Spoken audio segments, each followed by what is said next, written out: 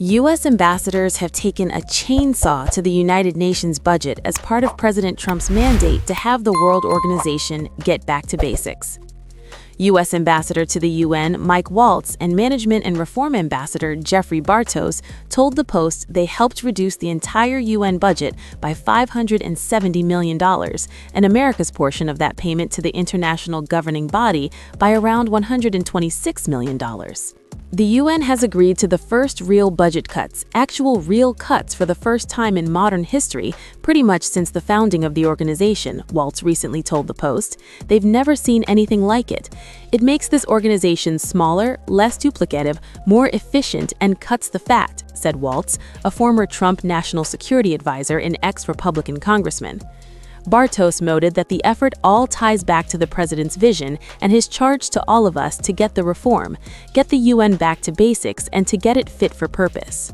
Waltz and Bartos talked to the Post about their success in getting nations to cut the 2026 UN budget by roughly 15.2% from the previous year, while defending the relevance of the international body.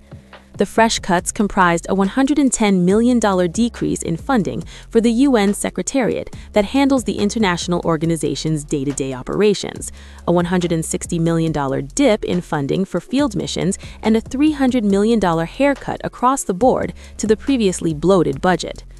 The U.S. ambassadors boasted that the cost-cutting was on top of the elimination of 2,900 bureaucratic posts at the UN.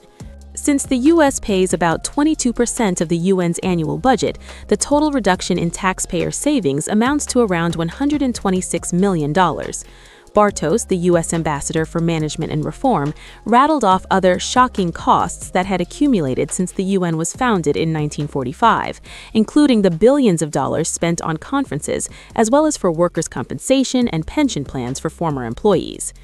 The UN spent $340 million in 2024 on conferences and meetings, which is a shocking number, Bartos said. The UN compensation system, so the entire system-wide compensation, is about $16 billion out of an overall global budget of $64 billion. Of that $16 billion, $2.1 billion goes to the pension plan for its employees, he said. It's a traditional defined benefit plan, which, was all over the world in 1950, but it's very hard to find one today outside of the UN.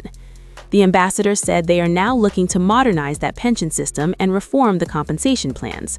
Bartos said the guiding principle is what's common sense and what's not common sense.